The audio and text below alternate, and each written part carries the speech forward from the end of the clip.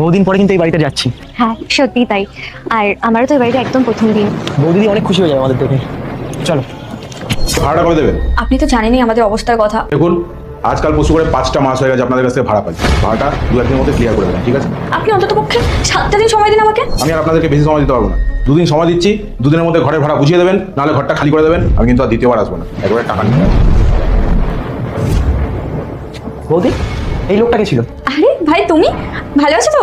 বৌদি ভালো আছে? এসো এসো ভেতরে এসো। কিন্তু এই লোকটা কি? ও তুমি ছাড়ো, তুমি ভেতরে এসো। আচ্ছা বৌদি, কি হয়েছে? কি হবে? কিন্তু আমার তো মনে হচ্ছে তুমি কিছু লোকাচ্ছ আমাদের থেকে। তোমার কাছ থেকে আমি কি লুকাবো? তোমরা কি আর আমাকে আগের মতো ভালোবাসো না? আসলে কি বলো তো, তুমি তো বাইরে থাকো, ওই কারণেই আর তোমাদেরকে কিছু বলতে চাইনি। এত টেনশন নেওয়ার কি আছে বৌদি? আমরা তো তোমাদের নিজেদের লোক।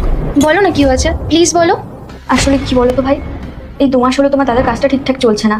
আর তুমি তো জানো, তোমাকে পড়াশোনা করতে করাতে তোমার দাদার নিজের বাড়িটাও বিক্রি করে দিতে হয়েছে। আর এই কয়দিনে ওর জমানো যেটুকু টাকা ছিল সেটুকু এই রুমটা ভাড়া নেওয়ার পরে ভাড়া দিতে দিতেই সব শেষ হয়ে গেছে। সংসারেরও তো একটা খরচ আছে। আর এখন ওর কাজের এই অবস্থা, আমার কাছে রুমের ভাড়া দেওয়ার মতো টাকাটুকু নেই। ওই কারণেই উনি এসেছিল ভাড়াটা নিতে। তাহলে তোমরা এতটা প্রবলেমের মধ্যে রয়েছো আর তোমরা আমাকে একবারও জানালে না? তোমার দাদাই আমাকে তোমাকে কিছু বলতে বারণ করেছিল।